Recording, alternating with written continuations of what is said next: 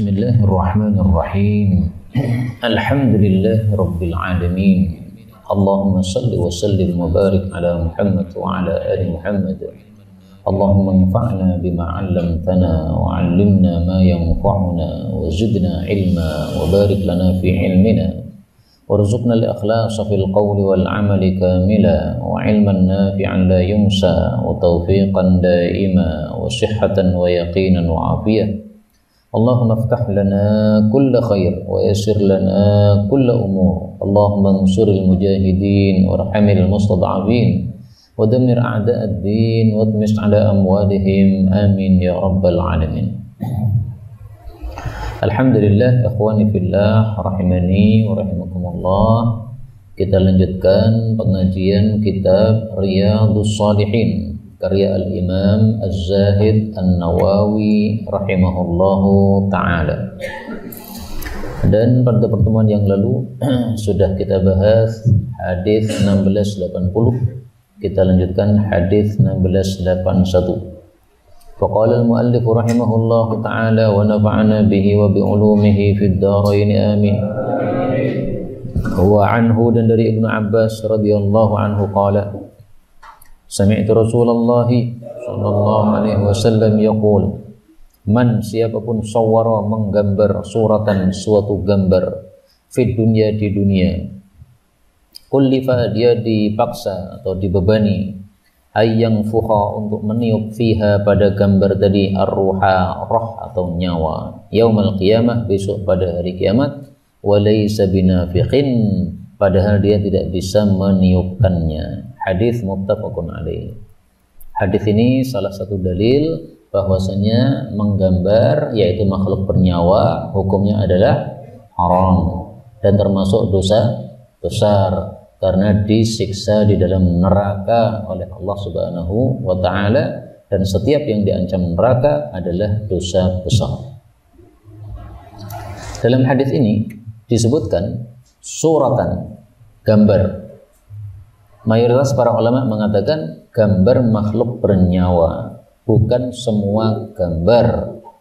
Kenapa? Karena di sini disebutkan yang fukha fihi ruh, disuruh meniupkan roh, berarti ini adalah khusus untuk makhluk bernyawa. Ini dalilnya jumhur.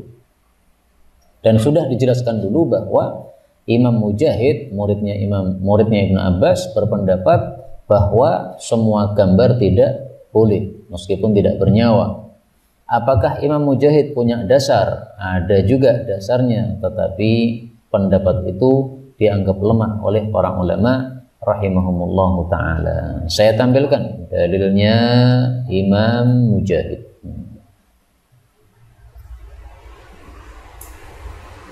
Sya'iratan.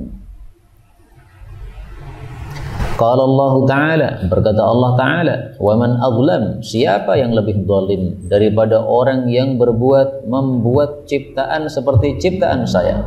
Falyakhluqu habbah, silahkan mereka kalau bisa membuat biji, aw liyakhluqu dzarrah, atau membuat dzarrah yaitu semut kecil, aw liyakhluqu sya'irah, atau membuat satu gandum. Nah, gandum ini bukan makhluk bernyawa, habbah ini juga bukan makhluk bernyawa, maka tidak boleh juga digambar. Nah, ini kata Imam Mujahid. Tapi ini pendapat yang syadz, yang janggal. Ya, pendapat yang lebih kuat adalah ini tadi, ya, yang fukha fihi ruh, yang dilarang itu adalah yang bernyawa saja.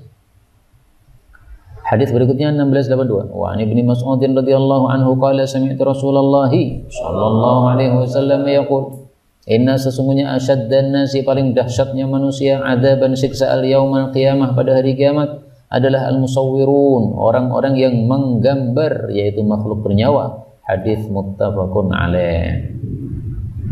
Yang dimaksud asyaddan nas, orang yang paling dahsyat siksanya, itu maksudnya min asyaddin nas, termasuk yang paling dahsyat siksanya. Kenapa diartikan begitu? Karena ada dalil-dalil yang lain yang menunjukkan bahwa yang dahsyat siksanya bukan musawwir. Misalnya Allah Subhanahu wa taala mengatakan dalam Al-Qur'an, asyaddil adzab, surat Al-Baqarah ayat 85. Orang-orang yang beriman kepada sebagian kitab dan kafir kepada sebagian kitab, itulah orang-orang yang yuradduna ila asyaddil adab, dikembalikan kepada siksa yang paling dahsyat. Surat Ghafir ayat 46. Allah mengatakan, adkhilu ala fir'aun, masukkanlah pengikut Fir'aun asyaddal adab, pada siksaan yang paling dahsyat. Maka kata-kata ini asyaddan nas, paling dahsyat siksanya, ini maksudnya adalah paling di antara yang paling dahsyat. Bukan yang paling betul, bukan ya. Tapi ada deretan beberapa orang yang paling dahsyat. Antara lain adalah ini. Demikian cara memahami hadis-hadis atau ayat-ayat atau dalil-dalil yang zahirnya bertentangan, tapi semuanya sahih. Maka berarti maksudnya semuanya itu masuk dalam asyaddul adab. Mafhum ya? Oh, hadisnya yang saya baca tadi ada di depan. Hadis 1683. Wa an Abi Hurairah radhiyallahu anhu qala, sami'tu Rasulullah sallallahu alaihi wasallam yaqul, qala Allah Ta'ala, berkata Allah Ta'ala. Hadis apa namanya? Qudsi atau Rabbani atau Ilahi atau Marwi, 4 nama, jangan dilupakan. Qudsi itu yang paling populer, Rabbani Allah Rabbul Alamin, Ilahi Allah Ilahun Nas, Marwi karena rawahu an Rabbih, karena diriwayatkan oleh Nabi dari Allah Subhanahu wa Ta'ala. Allah mengatakan dalam hadis qudsi, "Wa man azlam", siapa yang lebih zalim, mimman dahaba, dari orang yang berbuat, yakhluqu ka khalqi, mencipta seperti ciptaanku, fal yakhluqu dzarrah, silahkan mereka menciptakan dzarrah, yaitu semut kecil, aw yakhluqu habbah, atau menciptakan biji, aw yakhluqu sya'irah, atau mereka menciptakan gandum. Hadis muttafaqun alaih. Nah, inilah dalilnya Imam Mujahid bahwa semua makhluk Allah tidak boleh digambar, karena disebutkan di sini habbah yang bukan termasuk bernyawa dan syairah juga bukan termasuk bernyawa. Tapi sebenarnya pendapat ini tidak begitu kuat. Kenapa? Ini maksudnya Allah menantang. Kenapa kamu niru-niru makhluk saya? Memang kamu bisa membuat benda-benda kecil ini? Nggak bisa kan? Ya sudah, kalau nggak bisa nggak usah niru-niru makhluk saya, dilarang oleh Allah Subhanahu wa Ta'ala. Jadi bukan berarti bahwa makhluk tidak bernyawa tidak boleh digambar, tidak, sama sekali tidak begitu ya. Ini maksudnya adalah manusia itu sangat lemah, tidak bisa membuat apa-apa. Kemudian yang perlu digarisbawahi di sini kata-kata dzarrah ya.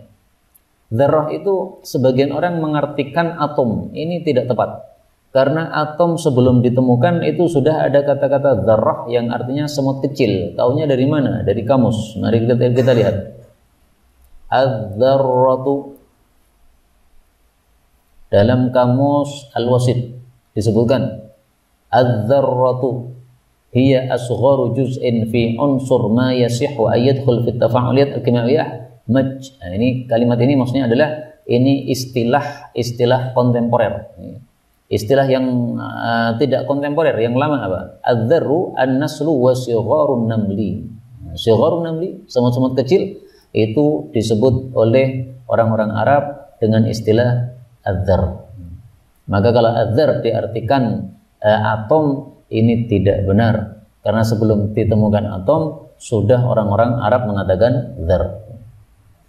Saya tampilkan satu hadis di mana Rasulullah mengucapkan kata-kata dzar yang tidak bisa kecuali diartikan itu tadi ya.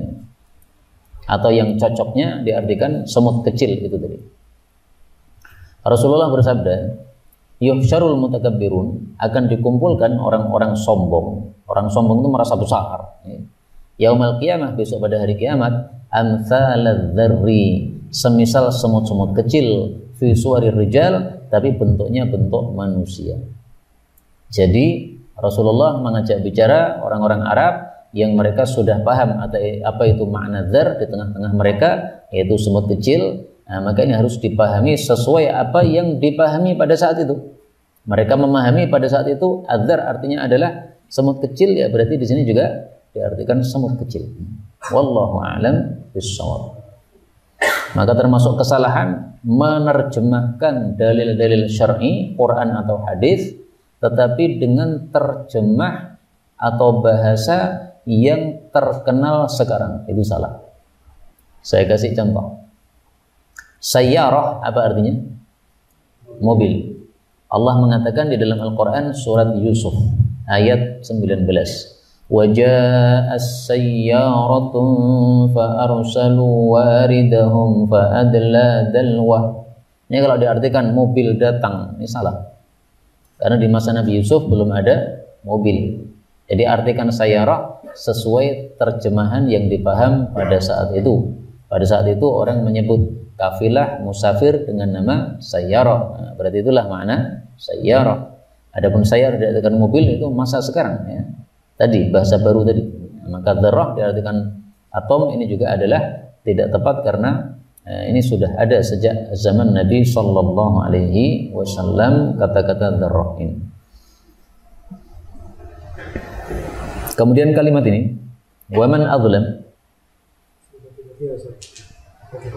Nah, contoh.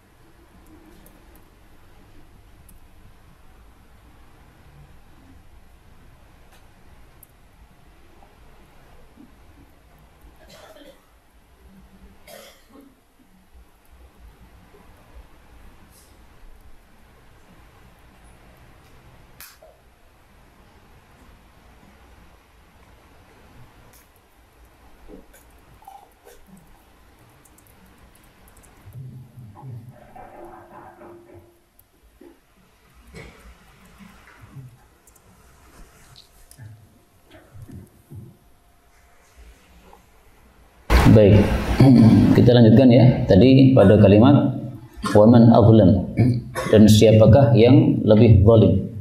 Nah, kalimat ini pertanyaan tetapi untuk mengingkari. Maka istilahnya adalah istifham ingkari. Dan istifham ingkari itu fungsinya dua. Yang pertama lil ingkar, untuk mengingkari. Yang kedua lit tahaddi, untuk menantang. Seolah-olah Allah bertanya, siapa yang lebih zalim daripada orang yang saya anggap paling zalim ini? Kalau ada, silahkan sampaikan jawabannya. Tapi nggak akan ada jawaban yang lebih tepat daripada yang disampaikan oleh Allah Subhanahu wa Ta'ala. Nah, ini maksud tantangan seperti itu ya, menantang orang yang tidak menyetujui perkara ini atau masalah ini untuk memberikan jawaban yang kedua yang lebih tepat. Tapi tidak akan ada jawaban yang lebih tepat. Berarti inilah yang paling zalim. 84. Wa Nabi Talha radhiyallahu anhu anna Rasulullah sallallahu alaihi wasallam qala la tadkhulul malaikah, tidak masuk malaikat itu baitan, satu rumah, fihi kalbun, di dalamnya ada anjing, wala suratun, tidak pula gambar, yaitu gambar makhluk bernyawa. Hadis muttafaqun alaih. Yang dimaksud malaikat ini adalah malaikat rahmat. Maka malaikat maut tetap masuk ke rumah yang ada anjingnya atau gambarnya. Yang dimaksud kalbun, anjing, ini semua anjing, baik anjing yang diizinkan maupun yang tidak diizinkan. Ada 3 anjing yang diizinkan: anjing pemburu, anjing penjaga ternak, anjing penjaga tanaman. Itu tetap tidak boleh masuk ke rumah. Nah, maka kalau punya anjing-anjing yang diizinkan ini, taruhnya di luar rumah. Kalau di dalam rumah, malaikatnya tidak masuk. Kemudian surah ini adalah gambar makhluk bernyawa. Maka kalau makhluk tidak bernyawa, tidak masalah. Karena itu jangan gambar ikan misalnya di tembok rumah kita. Nah, nanti malaikatnya tidak akan masuk karena ikan termasuk makhluk bernyawa. Adapun foto, maka sudah dijelaskan kemarin, diperselisihkan oleh para ulama. Pendapat mayoritas mengatakan tidak termasuk.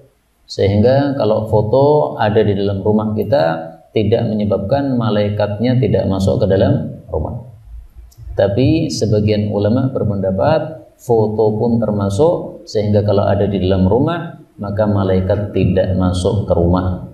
Saya tampilkan di sini tulisan kitab Syekh Ali As-Sabuni, penulis kitab Rawai'ul Bayan. Ketika beliau membahas tentang makhluk-makhluk yang gambar makhluk bernyawa ini, maka beliau mengatakan as-suratul musawwaratu bil yadi lidhi ruhin haramun bil ittifaq. Gambar-gambar yang digambar dengan tangan yang bernyawa itu adalah haram, disepakati oleh para ulama rahimahumullahu taala. Kemudian beliau menjelaskan juga di sini gambar-gambar yang digantungkan di rumah-rumah. Beliau juga menganggap tidak boleh karena menyebabkan malaikat tidak masuk ke rumah.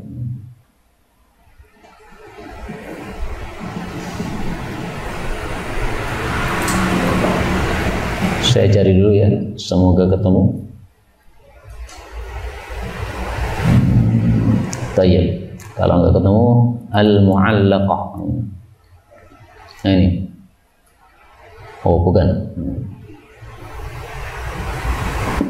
Atau al-judron. Nggak ketemu juga. Mu'allaqah.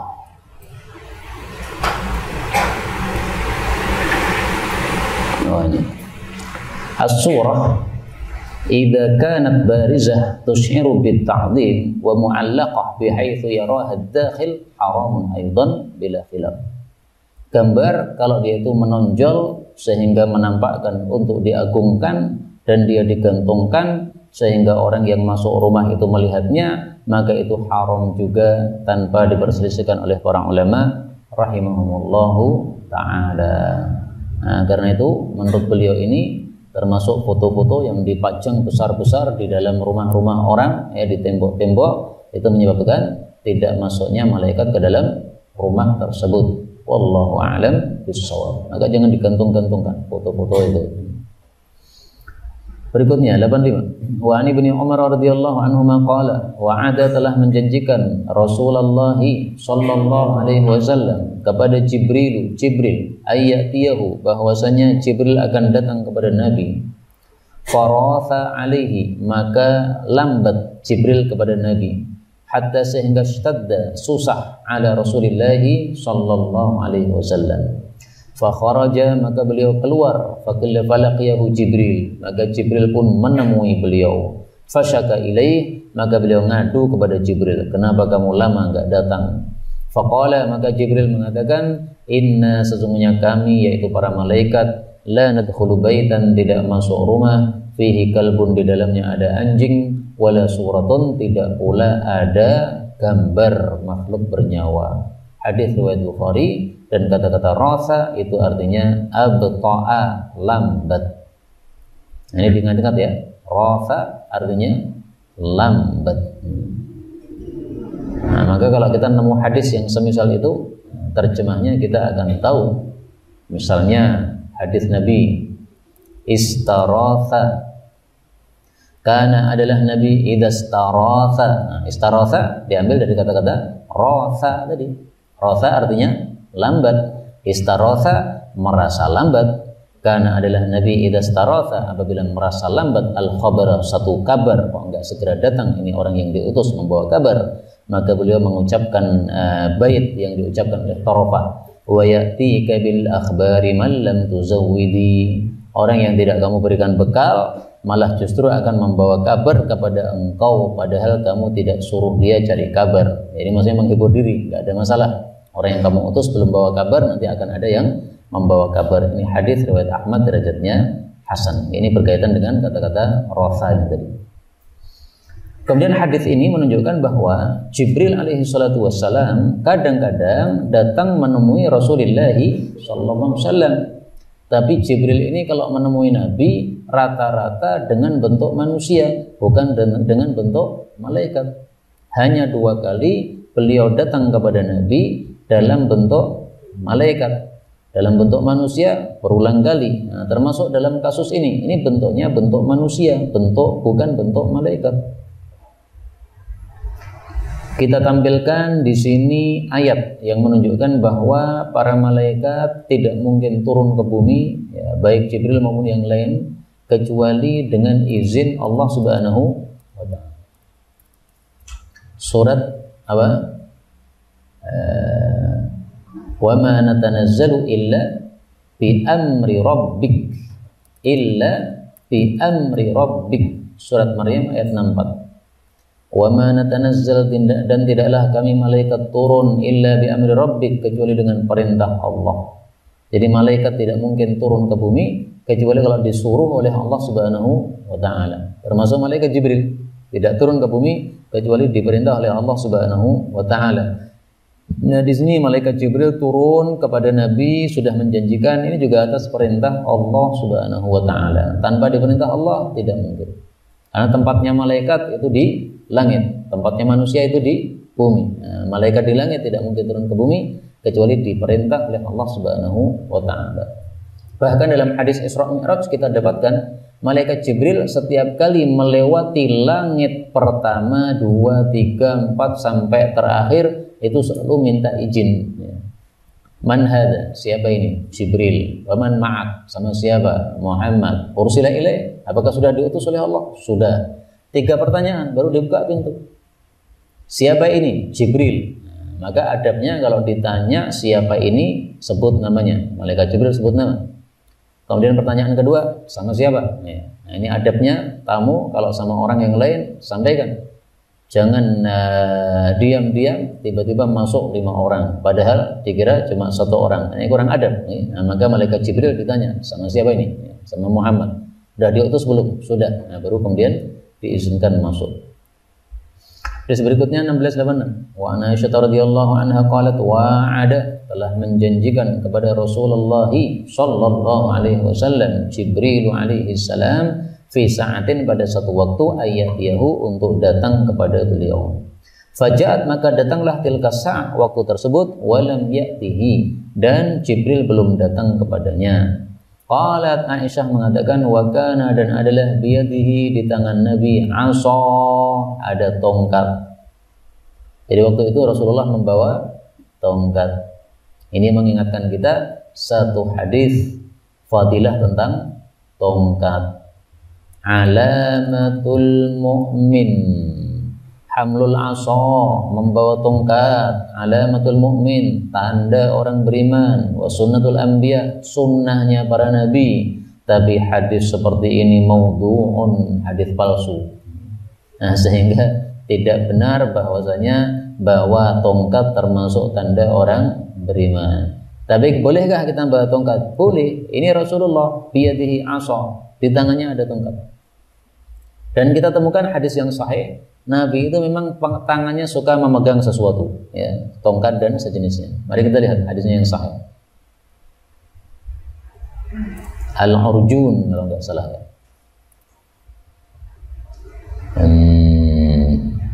Al-Arajin. Karena adalah Nabi itu yuhibbu, menyukai al-arajin, urjun, yaitu tangkai-tangkai pohon korma. Wala yazalu, dahan-dahan pohon korma. Wala yazalu, dan tidak henti-hentinya fi yadihi minha, di tangan Nabi ada urjun tersebut. Hadis riwayat Abu Dawud, derajatnya sahih. Nah, jadi membawa tongkat atau membawa urjun atau sejenisnya, ya, itu adalah sering dilakukan oleh Rasulullah sallallahu alaihi wasallam. Maka inilah hadis yang sahih, tapi fadilahnya tidak kita temukan sama sekali. Adapun fadilah dalam hadis-hadis, ya, itu adalah hadisnya tidak ada yang sahih. Kemudian fatarahaha, beliau pun melempar tongkat tadi, min yadihi, dari tangannya, wa huwa yaqul, sambil mengatakan, ma yukhlifullahu wa'dah, tidak mungkin Allah itu menyelisih janjinya, wala rusuluhu, dan tidak pula rasul-rasulnya. Tsumma tafata, kemudian beliau menoleh, fa idza, ternyata jirwu kalbin, anak anjing. Anak anjing namanya apa? Ya, anjing kecil ya. Tahta saririhi, di bawah tempat tidur beliau. Faqala, maka beliau mengatakan, mata dakhala hadzal kalb, kapan ini anjing masuk? Faqultu, maka saya jawab, wallahi demi Allah, ma daraitu bihi, saya tidak mengetahui terhadapnya. Fa amara bihi, lalu Nabi menyuruhkan terhadap anjing tadi. Fa ukhrija, lalu dikeluarkan. Faja'ahu Jibril alaihi salam, maka Jibril alaihi salam datang. Faqala Rasulullah sallallahu alaihi wasallam, wa'adtani, Anda sudah janjikan saya. Fajalastu laka, saya sudah duduk untuk menunggu Anda. Walam ta'tini, dan Anda tidak datang kepada saya. Faqala, maka Jibril menjawab, mana anil kalb, menahan saya anjing, alladzi kana fi baitik, yang ada di rumahmu. Inna la nadkhulu baitan, sesungguhnya kami malaikat tidak masuk satu rumah, fihi kalbun wala surah, yang di dalamnya ada anjing maupun gambar makhluk bernyawa. Hadis diriwayatkan oleh Imam Muslim. Dan hadis ini menunjukkan bahwasanya adabnya seseorang kalau sudah berjanji maka ditepati. Maka Rasulullah di sini mengatakan, jalastu laka, saya sudah duduk menunggu Anda. Kenapa? Sudah berjanji. Jadi janji ditepati. Adapun malaikat Jibril tidak menepati ini karena ada sebab. Kalau tanpa sebab pasti beliau menepati. Nah, maka Rasulullah menepati janji karena tidak ada sebab untuk melanggar janji. Malaikat Jibril tidak menepati janji karena ada uzur, maka ini dimaafkan, tidak ada masalah. Bahkan janji kepada orang kafir pun tetap harus kita tepati. Rasulullah sallallahu alaihi wasallam bersabda, "Inilah akhisu, sesungguhnya saya tidak akan merusak bil ahdi, perjanjian dengan orang kafir." Disebut ahdun. Jadi orang kafir dengan orang muslim ada gencatan senjata, itu namanya apa? Ahad. Maka kafirnya disebut kafir muahad. Ini kata Nabi, la akhis, saya tidak akan merusak perjanjian dengan orang kafir sekalipun. Wala ahbisul burud, dan saya tidak akan menahan burud, yaitu utusan-utusan orang kafir yang diutus untuk menjumpai Rasulullah sallallahu alaihi wasallam. Berikutnya 1687, wa ana bitayyahi Hayyan bin Husain radhiyallahu anhu qala li Ali bin Abi Thalib radhiyallahu anhu, ala ab'athuka, maukah saya utus kamu, ala ma, atas apa yang ba'athani alaihi, mengutus saya terhadapnya Rasulullah sallallahu alaihi wasallam. Apa itu? Yang pertama, alla tad'a, bahwasanya engkau tidak biarkan suratan, gambar atau patung, illa tamastaha, kecuali engkau menghapusnya. Yang kedua, wala, dan tidak pula qabran musyrifan, kuburan yang tinggi, illa, kecuali sawaitahu, Anda meratakannya. Hadis ini menunjukkan bahwa kalau ada gambar makhluk bernyawa maka hendaklah kita rusak. Ada patung makhluk bernyawa hendaklah kita rusak. Tamasta, kamu hapus, dirusak. Nah, menghapusnya ini gimana nih? Dalam hadis yang lain Rasulullah sallallahu alaihi wasallam mengatakan, as-suratur ra'su, gambar itu adalah kepala. Fa idza quti'as ra'su, kalau kepalanya sudah dipotong, fala surata, berarti sudah tidak ada gambar lagi. Nah, maka cukup dipotong kepalanya, sudah selesai masalah, tidak harus dihancurkan semuanya. Tapi kalau dihancurkan semuanya ya boleh juga. Jadi kalau dipotong kepalanya ini sudah cukup karena as-suratur ra'su. Jadi patung manusia tanpa kepala nggak apa-apa, karena sudah tidak ada patungnya lagi, seolah-olah nggak ada. Makanya para ulama mengatakan boleh menggambar makhluk bernyawa asalkan makhluk itu sudah tidak bernyawa lagi dengan kondisi tersebut. Gambar manusia tanpa kepala, ini nggak mungkin hidup, boleh. Gambar manusia kepala dengan badannya terpotong, tidak sambung, boleh, karena tidak mungkin hidup seperti itu, karena sudah tidak disebut bernyawa lagi. Nah, demikian penjelasan para ulama, dan dasarnya ini tadi ya, as-suratul ra'su, fa idza quti'a ar-ra'su fala surata. Kemudian yang dimaksud kuburan yang tinggi ini adalah kuburan yang tingginya tinggi melebihi batas. Tapi kalau tinggi hanya sekedar sejengkal untuk sebagai tanda, maka ini diperbolehkan. Jadi musyrifan ini maksudnya tinggi yang dahsyat. Adapun tinggi yang normal nggak apa-apa. Tinggi yang normal itu bagaimana? Kamu kan menggali kubur, itu kan tanahnya naik. Nah setelah tanahnya naik kan kamu masukkan jenazah, lalu tanah dikembalikan kan. Nah karena jenazah sudah dimasukkan, otomatis tanah yang dikembalikan itu ada sisanya sehingga menggunduk. Nah itu gundukan yang normal itu, nggak apa-apa. Dalilnya apa? Bahwasanya musrifan ini maksudnya adalah tinggi yang dahsyat. Dan sawaitahu meratakan itu maksudnya menjadikannya biasa, tingginya tinggi normal. Jadi bukan harus rata betul-betul sama dengan tanah, tidak ya. Menonjol dikit nggak ada masalah. Ini karena berdasarkan hadis yang lain. Rasulullah Shallallahu Alaihi Wasallam ternyata kuburannya pun juga menggunduk, tidak rata dengan tanah. Hadis diriwayatkan oleh Imam Bukhari dari Sufyan At-Tammar, dia mengatakan ra'a qabran Nabi Shallallahu Alaihi Wasallam musannaman. Dia melihat kuburan Nabi Shallallahu Alaihi Wasallam itu musannam. Apa artinya musannam? Dari kata-kata sanam. Sanam artinya punuk ya. Maka musannam berarti menonjol seperti punuk. Maka dijelaskan oleh guru kami Syekh Mustafa Al-Bugha, musannam itu murtafi'an 'anil ardi, tinggi dari tanah, miqdar shibrin, sekitar 1 jengkal, au aktsar atau lebih dikit lah. Mislu sananil ba'ir, semisal sanam yaitu apa? Punuknya unta. Nah, maka kata-kata musyrifan ya, tinggi ini maksudnya adalah tinggi yang dahsyat. Contohnya apa? Seperti kijing. Nah, itu kan tinggi dahsyat itu. Nah, itu silahkan diratakan, dihancurkan ya. Nah, bagaimana kalau dihancurkan membuat mafsadat? Akhirnya rame satu kampung. Siapa yang hancurkan kuburan ini? Nah, kalau terjadi mafsadat, maka sudah ada kaidah yang kita paham, darul mafasid muqaddamun ala jalbil masalih. Menolak mafsadat lebih diutamakan daripada mengambil maslahat. Inilah kaum muslimin rahimani wa rahimakumullah, dalil-dalil yang sangat banyak yang menunjukkan tidak boleh kita menggambar makhluk bernyawa. Dan itu mencakup patung, berarti 3 dimensi, mencakup juga gambar, tulisan tangan, meskipun tidak ada bayangannya, nah, maka termasuk yang dilarang juga.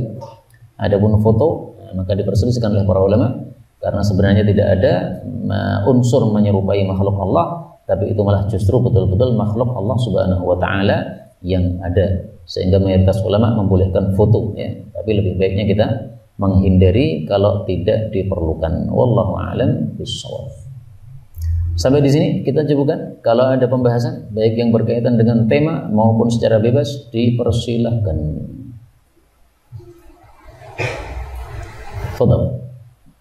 Bagaimana menjawab pernyataan orang yang bilang kan Allah berfirman laqad khalaqnal insana min ahsani taqwim, bi ahsani taqwim. Terus ada orang yang saat dilahirkan itu tangannya nggak ada, terus kepalanya kayak nggak gerak gitu. Ya. Itu gimana? Laqad khalaqnal insana fi ahsani taqwim. Sungguh-sungguh kami telah menciptakan manusia pada sebaik-baik bentuk. Tapi ada yang bentuknya tidak baik. Ada yang wajahnya jelek. Sampai ada istilah mengatakan wajahmu elek kaya ketek. Nah, berarti jelek. Ada yang pincang, ada yang potong tangannya. Gimana ini? Bisa dijawab dengan kaidah yang sangat populer, likulli qaidatin ya, setiap kaidah ada pengecualian. Nah, maka ya ini kaidahnya, laqad khalaqnal insana fi ahsani taqwim. Kalau ada yang tidak bagus, itu bisa dihitung di antara makhluk-makhluk Allah yang ada, lebih banyak yang cacat atau yang sempurna. Lebih banyak yang sempurna. Cacat tidak banyak. Buktinya sekolah SLB itu lebih banyak atau lebih sedikit? Lebih sedikit. Rata-rata sekolah normal. Nah, berarti itu termasuk dari mustathnayat. Boleh juga kita bacakan kepada mereka kaidah yang berbunyi an-nadir la ibrata lahu. An-nadir yang jarang itu la ibrata lahu, itu tidak dianggap. Wudu itu adalah dari terbitnya rambut sampai dengan dagu. Bagaimana kalau ada orang botak, terbitnya rambut di tengah kepala sini? Apakah wudhunya harus dari tengah kepala? Ya tidak. Tetap dinormalkan seperti rata-rata orang. Kenapa? An-nadir la ibratalah. Yang jarang itu enggak dianggap. Jadi yang jarang-jarang itu jangan dianggap ya, sehingga ini berarti bertentangan dengan dalil. Enggak, sama sekali enggak. Allah mengatakan at-tayyibatu lit-tayyibin wat-tayyibuna lit-tayyibat. Laki-laki yang baik untuk wanita-wanita yang baik, laki-laki yang buruk untuk wanita yang buruk. Tapi ada juga istri Nabi Nuh tidak beriman. Gimana tuh? Istri Nabi Lot tidak beriman. Gimana tuh? Nah, ini likul liqaidatin mustatsniyat, selesai masalah. Jangan dipertentangkan seperti itu. Faham tadi? Ada yang lain? Nah, belakang sana. Oh ya, siapa dulu nih? Silakan. Takut kata orang awam membaca hadis ini mengatakan bahwasanya malaikat itu takut anjing kan? Nah, apa alasannya? Apa malaikat itu nggak mau masuk karena anjing? Bukan takut, tetapi tidak mau masuk di rumah yang ada anjingnya. Bukan takut. Adapun jawabannya kenapa tidak mau masuk, bisa jadi karena anjing itu apa? Makhluk yang najis, sementara malaikat makhluk yang disucikan oleh Allah Subhanahu wa taala. Nah, maka tidak sambung antara dua jenis yang sangat berbeda ini. Tafadhal yang lain. Silakan. Nah. Apa hukumnya kita meratakan tanah kuburan sehingga sama dengan tanah kuburan? Meratakan tanah kuburan sehingga sama rata betul dengan tanah sampingnya. Enggak apa-apa. Hanya saja itu tidak wajib. Jadi sawaitahu, meratakan ini bukan harus rata dengan tanah, tidak ya. Kalau kamu harus pahami dengan rata dengan tanah, maka bertentangan dengan hadis musannam tadi ya. Sehingga maksudnya bukan betul-betul harus rata, betul tidak ya, menggunduk sedikit tidak ada masalah, itu sebagai tanda dan itu adalah sesuatu yang diamalkan kaum muslimin sejak dulu kala sampai hari ini, tidak ada pertentangan padanya. Ada lagi tafadhol.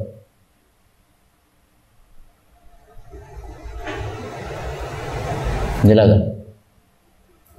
Apa hukumnya menggunakan alqam pada qiraat? Lahan.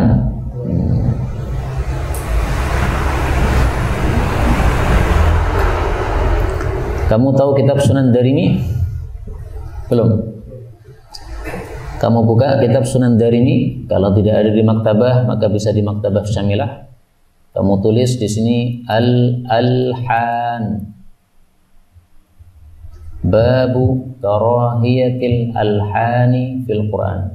Bab makruhnya lahan di dalam Al-Quran. Kata-kata makruh istilah ulama dulu berbeda dengan ulama sekarang. Ulama dulu, ulama salaf rata-rata menggunakan kata-kata makruh untuk makna haram. Dan itu sesuai dengan kalam Allah dalam surat Al-Isra ayat 38. Kullu dzalika kana sayyi'atan 'inda rabbika makruha. Semua itu adalah sayyi'ah atau sayyi'uhu dua qiraat. Semua itu apa? Yang disebutkan di atas. Zina, membunuh, sombong dan sebagainya. Itu semuanya adalah sayyi'atan, kejelekan. 'Inda rabbika makruhan, dibenci oleh Allah. Nah, makruhan di sini apakah makruh atau haram? Haram. Nah, makanya para ulama salaf menggunakan istilah karahah itu untuk makna apa? Haram. Jadi haram lahan di dalam Al-Quran. Qara'a rajulun inda Anas, seseorang membaca di hadapan Anas bilahnin min hadhil alhan, dengan lahan-lahan itu. Fakariha dzalika Anas, maka Anas membenci hal tersebut. Kanu adalah mereka para ulama. Ulama siapa? Ulama tabi'in atau sahabat. Karena yang berbicara adalah Muhammad bin Sirin, seorang tabi'in. Berarti kanu adalah mereka, ada kalanya sahabat, ada kalanya tabi'in. Kanu adalah mereka yarawna, menganggap hadhil alhan fil Quran, lahan-lahan dalam Al-Quran ini muhdatsatan bid'ah. Baca Quran dengan nada do re mi fa sol la si do bid'ah, enggak boleh. Begini-begini ya, sambil baca Quran sambil gini. Saya pernah lihat itu. Baca Quran, gurunya kemudian mengisyaratkan dengan tangan. Sambil gini. Nah, kemudian muridnya ngikuti apa? nada ini naik, turun. Nah, itu muhdatsah, bid'ah seperti itu. Baca Quran enggak begitu. Quran ini kalam Allah, harus dimuliakan. Baca Quran dengan nada musik enggak cocok. Makanya dulu rame di Indonesia gara-gara ada orang baca Quran dengan langgam Jawa. Kenapa rame? Karena langgam Jawa biasanya untuk ketoprak, ya kan? Untuk sesuatu yang main-main. Nah, kemudian diterapkan di Quran, ya enggak cocok. Biasanya untuk wayang sekarang dimasukkan di Quran. Kalau tidak biasanya untuk wayang silahkan. Ini biasanya dipakai wayang itu, nada seperti itu. Nah, nada wayang dimasukkan ke Quran, rame sudah. Ya benar, ramenya sudah benar karena itu ada satu kesalahan, tidak sesuai dengan cara baca Quran Rasulullah sallallahu alaihi wasallam yang sangat khusyuk, tunduk, tidak seperti itu untuk main-main. Salah. Nah, apa hukum mencukur jenggot bersih biar kelihatan rapi kan? Apa hukum mencukur jenggot bersih supaya seperti cewek? Nah, itu pertanyaannya. Ada hadis berkata, ya, sangat jelas hadis ini. Laisa minna man tashabbaha bi ghairina. Laisa minna man tashabbaha birrijal minan nisa. Tidak termasuk golongan kami laki-laki yang menyerupai wanita. Tidak termasuk golongan kami wanita yang laki-laki yang menyerupai wanita atau wanita yang menyerupai laki-laki. Hadis riwayat Ahmad sahih. Nah, maka laisa minna, bukan termasuk golongan kami. Adapun tadi katanya supaya rapi, enggak rapi. Rapi itu adalah sesuai yang diciptakan oleh Allah Subhanahu wa taala. Nah, laki-laki ada jenggotnya, ini sudah rapi. Perempuan ada jenggotnya, itu enggak rapi, ya. Laki-laki ada jenggotnya rapi. Tapi kalau jenggotnya lari ke sana kemari, baru dirapikan. Ya. Seperti Ibnu Umar kalau potong jenggot itu pegang gini, kemudian dipotong, ya, supaya rapi. Tapi kalau mencukur seluruh jenggotnya supaya rapi, ini kata-kata supaya rapi tidak tepat. Ya. Yang tepat adalah nyukur jenggot supaya nyewei. Ya. Nah, supaya nyewei itu tidak sesuai sunnah, laisa minna. Maka Imam Malik berpendapat nyukur jenggot itu termasuk muthlah. Nah, Rasulullah melarang anil muthlah, dari muthlah, mencincang-cincang atau mutilasi. Ya. Jadi tangan kita ini anggota tubuh kita, jangan dipotong-potong. Nah, jenggot kita juga anggota tubuh kita, jangan dicukur-cukur begitu. Kata Imam Malik termasuk muthlah itu. Wallahu a'lam. Ini pendapat Imam Malik. Tapi saya jujur ya, hadis Nabi SAW, wa'aful liha, biarkanlah jenggot. Ini perintahnya diperselisihkan oleh para ulama. Jumhur mengatakan perintahnya wajib. Mazhab Syafi'i mengatakan perintahnya sunnah. Nah, kalau perintahnya wajib, berarti mencukur adalah haram. Kalau perintahnya adalah sunnah, berarti mencukur adalah makruh saja. Jadi masih diperselisihkan lah ya, antara makruh dengan haram. Tapi kalau alasannya untuk rapi, enggak rapi. Itu nyewek itu. Apa kata Aisyah tentang jenggot? Mari kita lihat dalam kitab Faidu Al-Qadir Ar-Rijala Bil-Liha. Kanat Aisyah adalah Aisyah tuqsimu, bersumpah, fatakul mengatakan, walladzi zayyana ar-rijala bil-liha, demi Allah yang telah menghiasi kaum cowok dengan jenggot-jenggot. Jadi cowok tanpa jenggot itu berarti jelek, nggak ada hiasannya. Sama dengan cewek tidak ada anting-antingnya, kurang. Cowok tidak ada jenggotnya, kurang. Jadi jenggot ini satu perhiasan dari Allah Subhanahu wa taala. Menurut Aisyah, walladzi zayyana ar-rijala bil-liha, zayyana atau jammala, ya, menggantengkan laki-laki dengan jenggot. Ini dalam kitab Faidul Qadir, nanti dicari pada hadis nomor 8251, dalam hadis min sa'adatil mar'i khiffatul lihyatihi, termasuk bahagianya seseorang kalau jenggotnya tidak terlalu lebat. Karena kalau terlalu lebat itu susah merawatnya. Tapi hadis dengan lafal seperti ini, hadal hadis kadzib. Ini hadisnya dusta, hadis palsu. Soal akhir. Khalas, subhanakallahumma rabbana bihamdik asyhadu an la ilaha illa anta astaghfiruka wa atubu ilaik. Walhamdulillahi rabbil alamin.